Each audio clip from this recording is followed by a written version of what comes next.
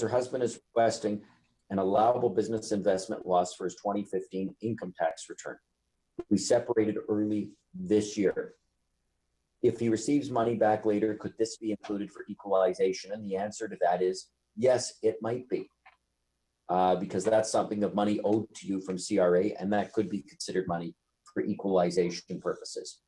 Now, I see we have I believe it's a question from on Facebook Live. This is from John. I've been living with my common law partner for 3 years, and we just broke up. She moved out. I got notice from the government saying I have to pay back the child tax benefit because they realized we were living as common law. Does she have to pay it back too? Is she responsible? Well, let's begin with it. John, you were never married. You were living in a common law relationship. Because you were in a common law relationship, it means that you do not have an entitlement to an equalization payment, which is where your assets and liabilities would be factored in. In your situation, you're going to be stuck and you're going to be the one who has to pay it back. From CRA's viewpoint, you got money you shouldn't have gotten, and you're going to have to pay it back to CRA. Unfortunately, that's just the way it's going to fall, and that's life. At the top of the show, I had discussed that we were going to talk about matrimonial home today. And I wanted to start by explaining, because I jumped into the questions right away, I wanted to start by explaining what is the matrimonial home. A matrimonial home is a residence that's ordinarily occupied by the family during the course of a marriage. Some people automatically think that that means there's only one matrimonial home. That is not the case. People can have 2, maybe even 3 matrimonial homes. How does it work to have a matrimonial home? Well, if I have a cottage in Muskoka, as a lot of people do in Ontario, and I go up there in the summer with my family every weekend and maybe take a 1-week vacation and the whole family uses it as a vacation cottage, that can be a matrimonial home as well as the home in the city. And that can have significant impact from a family law perspective. And I'm going to explain why. Cottages, giving Muskoka as an example, have become so expensive that they've become family treasures. And it's not too often it's not uncommon, I should say, where one parent will end up gifting a cottage to one or more of their children. And this gets into the earlier question about gifting, is if you get a gift of a matrimonial home, you start under the equalization of net family property by saying, if it's a gift, you get to exclude it, you don't have to share it. But if it's a gift that went into a matrimonial home, it has to be shared. So if I inherit the family cottage from my parents and I subsequently separate with my spouse and I was using that cottage as the matrimonial home, I'm out of luck. I'm going to have to share the entire value with my spouse. Now, how can I protect myself from that? The only way you could really protect yourself is in a marriage contract, or rent out the cottage every summer and don't use it as a matrimonial home. Those are the ways that you can deal with it. Other than that, quite frankly, you're going to be stuck. Now, I see we just got another question on Facebook Live from Lucy, and her question is as follows. My husband and I had an argument and he moved out last week. We have 1 child together. I heard I have a better chance of getting full custody because he moved out. Is that true? I'm going to start with, people focus on the word custody, and I think really that's the wrong word to focus on, because custody has a meaning that relates to decisions, and important decisions. It relates to religion, education, health, and mobility. Those are big issues. But if your spouse moves out, you're not really at this stage worried about, do you get that final say on those big issues? Because even if you have sole custody, you have to consult with your former spouse before you reach that final decision. What I find most of my clients are really concerned about is, where is the child or children going to live on a day-to-day basis? Because most decisions are going to be what happens while the child is with me, what they're going to eat, what time they go to bed, what they wear, things of that nature. So in this situation, what's happened is a father moves out. Does the father ask for a schedule to see his child? And if the father asks for a schedule so he knows when he's going to see the child, or he just moves out and says, I'm going to see the child whenever and let's arrange it sort of on an ad hoc basis, what dad is doing here is he's creating a new status quo. And that new status quo is a regime where the person who is in the home with the child is the primary caregiver. And they have created themselves as the secondary caregiver. By doing that, a court, if it ever went to court, would look at it and say, well, there's a status quo here of the person who stayed in the home, in this case, Lucy being the mother, of being the primary caregiver of this child. And by dad being out of the home, he's become the secondary caregiver. And when dad moves out, what I regularly say to clients is you want to put a schedule in place before you move out. So if Lucy's spouse had said, I'm prepared to move out, but I want an equal time schedule in place before I move out, it would be a different story. But if he just moved out, he's probably going to end up as a secondary caregiver. Mom, Lucy, would be the primary caregiver.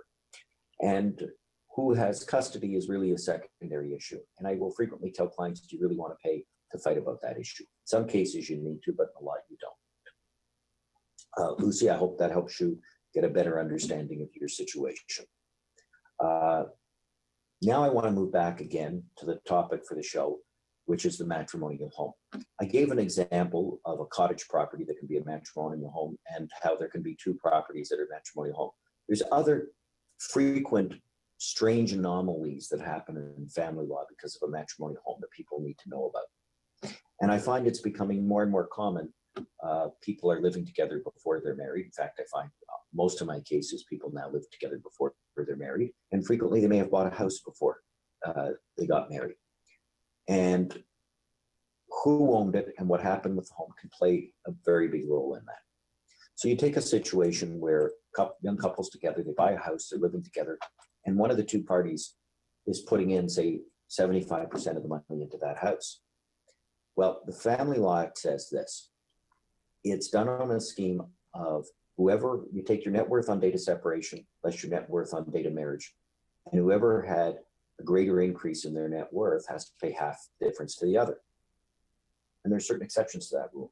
And what's always seemed, I think, crazy to most family law practitioners is that if I have $500,000 in a bank account, I get to deduct that when I separate from my net worth on date of separation.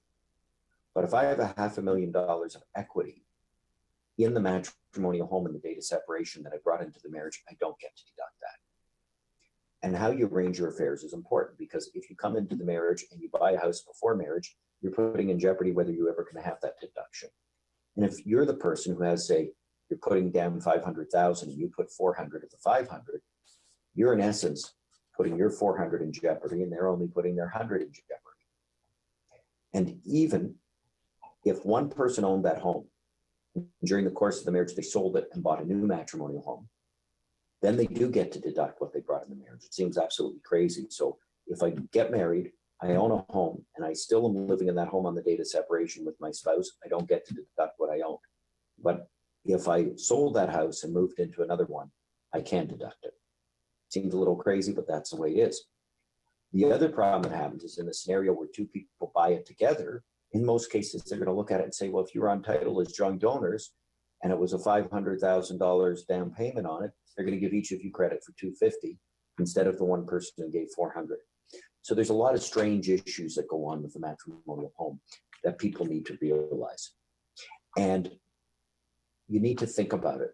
And you really, before you get married, need to think about how you're going to arrange your affairs. I'm going to say the best way to deal with it is always through a marriage contract. However, not everybody is going to want to go through that process. And at the very least, consult with a family law lawyer if you have significant equity and you're getting married and you're thinking of buying a house, how to deal with it. Now, we have a question from Chloe. And she says, my family is quite wealthy and they want me to get a prenup agreement so that my future husband can't touch the money in case they pass away. Is there any way he could get their money? It's a great question, Chloe, because it's basically the things I'm just talking about. And the problem we have is, at least in Canada, we seem to really value our real estate and the residence we live in. And I've always thought that when most people get an inheritance, where's the most logical place that they're going to put it? They're going to put it in their home, either buying a newer home, doing renovations, or paying down debt. So if you get an inheritance and it goes into your matrimonial home, it's going to be shared with him unless you get a prenup agreement. And if you're going to one day be getting a large inheritance and you want to protect yourself, the best way to do it is with a prenup. And when I say doing it, it's not just going to any lawyer. You need to go to a lawyer that knows family law practices family law and actually does a lot of prenups. Because if you're not going to do that, you're asking for problems. There are different ways that some lawyers go about do this, and there's a right way and there's a wrong way. And if you do it the wrong way, you will one day be facing an argument that the contract you have is not valid. Because there's a lot of litigation that goes on when people sign prenups to have them set aside. You have to think about it this way. When people are signing a prenup, they're changing what the legislative scheme is. And when they're going into a relationship, they're happy to do that because they think it's fair. 10, 20, 30 years later, they may look at it and say, I don't think it's fair, and I want a chance to do it over. So you really have to think about how you're drafting it, go with someone who is experienced and appreciates that, because at the end of the day, the contract has to still be fair. If the contract isn't fair, you face a real risk of the contract being set aside one day. So you have to really keep that in mind. And you need to make sure that your partner or your future spouse will get their own lawyer, and you need to make sure that there's full financial disclosure. If you don't do those things, there's a much better chance your contract will be set aside. I hope that question helps you, Chloe. If there's something else you want to follow up on, put it up on Facebook Live, and I'll hopefully have a chance to see it before the end of the show. Now, before I got Chloe's question, I was talking about matrimonial homes and some of the funny issues that happens. It's a really awkward topic for a lot of people, because the matrimonial home for most people is the single greatest asset that they have, but yet they're really quite frequently rolling the dice with the matrimonial home by how they put inheritances in, how they bring it into the marriage, and there needs to be a lot more thought to it. Personally, I think the Ontario government should be amending the Family Law Act to say that when you get married, you should be able to deduct the equity you bring into the home. Because if you did that, it would take away that what feels wrong, that if I have it in a bank account, I can use it, but if I have it in the house, I can't. And if you're one of those people that you have a house and you're getting married and you're worried you may own it on the date of separation, I haven't read any cases on this, but so I can't say that it will definitely work, but I would suggest you take out the biggest, largest line of credit you can get on your house the day before you get married or a week before you get married, so you can show that you have money in a bank account. Just picture you have a house worth $1 million and you can get a line of credit for 800. I'd much rather be getting married where I have a house with $1 million, a mortgage of 800,000, and a bank account that I can prove that I had on the date of marriage with $800,000 in it, because at least I know my $800,000 deduction should be pretty secure, and I'm just jeopardizing the $200,000 of equity in the home. I can't promise whether that will work, so I haven't seen any cases on it. And you can also imagine if you're not telling your partner what you're doing, how they may react to find out you put an $800,000 mortgage on a house they're living in with you. So there's problems that can create in and of itself. Now, the other place that I think it really is time for legislative change that should happen is with inheritances. We spend a lot of time dealing with this concept of you got an inheritance and you need to trace it to the date of separation. And if you put it into the home, it's lost. I think the legislators, it escapes them that the most logical place, like I said earlier, is putting an inheritance in the home. And what they really should be doing, I think, is taking away this concept of having to trace it. It would be a lot simpler to treat it the same as a date of marriage asset, whereas if I get $1 million inheritance from a parent, all I have to do is prove I got that $1 million. If I prove it, I get my deduction for it. Period. End of story. End stop.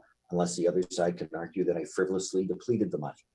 Because most people, as I said earlier, are putting it into the matrimonial home.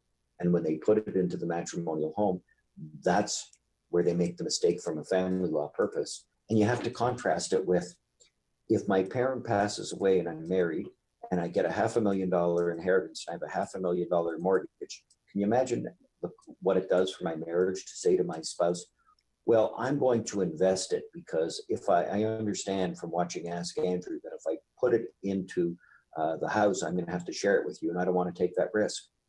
That's what you call the recipe for needing a divorce lawyer, because as soon as you say that to your spouse, it's not good for your marriage. And a lot of things in the act are actually, in the family law, are things that I think create more problems for marriages rather than positive things. And I think the legislators never thought about those particular issues. I think, though, that creates some of the issues with matrimonial homes. And in addition to that, I did want to talk about briefly the first question that came in, because I know that that person who asked the question about getting money from their mistress, I want to be clear that the case that I mentioned on an earlier show about a father who was imputed income because he received gifts, it wasn't from a mistress, it was from a parent who gave a regular, I believe, monthly check for several years to their child. I don't want people to hear something that I've said and interpret it to mean that all gifts are going to be income. It is the rare and exceptional case where I believe a court will call gifts income. In that case, it was a regular payment. That's different than a parent giving a one-time check to their child. I don't believe a one-time payment will be called income. Personally, I didn't agree with the decision of the court when they did that in that particular case, but I want you to understand that it's very different where you might get one or two big checks versus a regular monthly income stream that's flowing in. And when that happens, that changes the game somewhat, makes it for a better argument. And from the sounds of this particular person, they're trying to somehow attribute some gifts that they've received from, that their spouse received from a mistress's income. And I think that's going to be a pretty big stretch for them to be successful on that.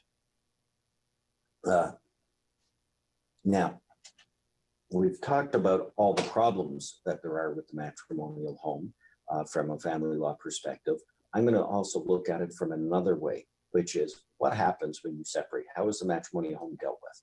And the matrimonial home is given very special and unique asset. One of the reasons it's special and unique is you cannot sell your matrimonial home. You cannot put a mortgage on your matrimonial home unless you have the consent of your spouse. Okay? And some people try to, because the irony is the law says you can't do it, but all someone has to do is say that it is not a matrimonial home and they can put a mortgage or sell it. And that means if you're not on title of the matrimonial home, you then have what you should be doing when you separate, or if you're worried your spouse is going to do something nefarious, is you can go to a real estate lawyer and you can speak to the real estate lawyer and they can register something called the designation of a matrimonial home. Very simple, only cost a few dollars, a few $100s, I should say. And by doing that, you will then designate it as a matrimonial home and the entire world will know that. And that will block your spouse from being able to sell or encumber putting a mortgage against the home. Now, I see there's another question here from Shelton, who says, how much does a divorce usually cost? And it's a question a lot of people ask, and there really isn't a set answer, because the divorce itself is the easy step. If there's a separation agreement done and nothing's contested, that's easy and it doesn't cost a huge chunk of money.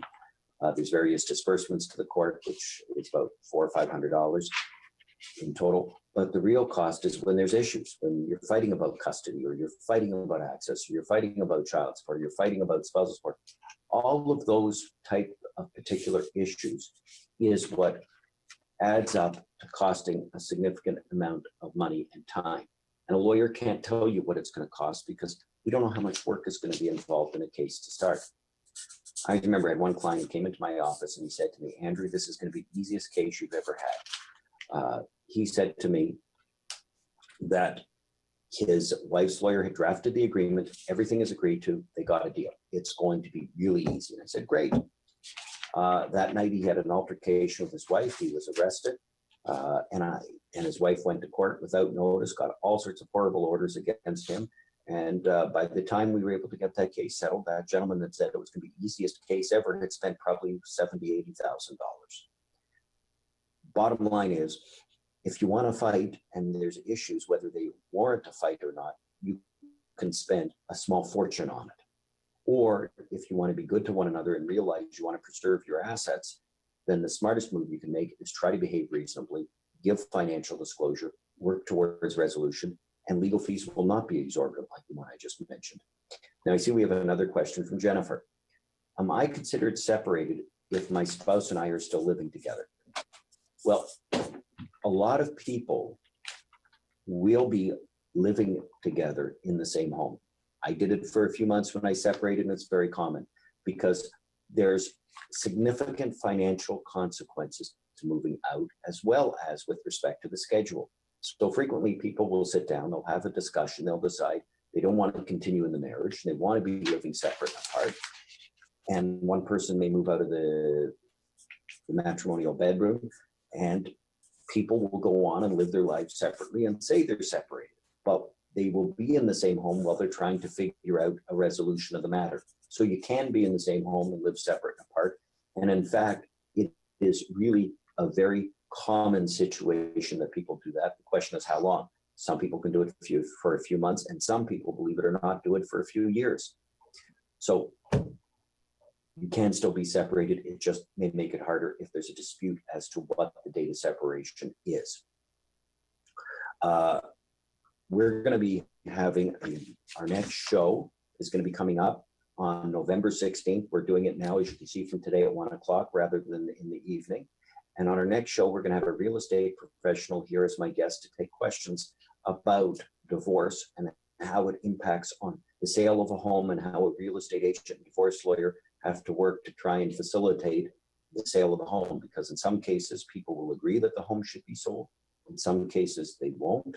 In some cases, certain people will try and play games to prevent the home from being sold, even after there is an agreement for the sale of the home. I see I have one more question just came in, even though I did my wrap up. So I'm going to deal with that question quickly. It's from Angel. She says, my friend has been married for 24 years, and last year, her husband restricted her access to money and accounts, removing her name from everything. Now she is planning a separation and exit strategy. They have property and children. How does she best proceed to create a best case scenario, keeping assets and the matrimonial home? Well, it's very simple. She needs to start with speaking with a lawyer, because you have to consider what your options are. If he surreptitiously secured all the assets and all the assets are in his name, you may need to commence an immediate court application and ask for an order freezing his assets if she has a concern that he's going to remove them from the jurisdiction. That is a very costly process, and it starts litigation off for most people on the wrong footing, because it's a very aggressive step. But if there's significant assets and they're all in his name, may very well have to do that, especially if he's a flight risk for leaving Ontario. I want to say thank you to everyone who watched. I think it's been a great show. Thank you for your questions and joining me here today. And I hope that you will be watching our show on November 16th at 1 p.m. and sending in your questions on Facebook Live, texting or emailing. And have a great day. Thank you.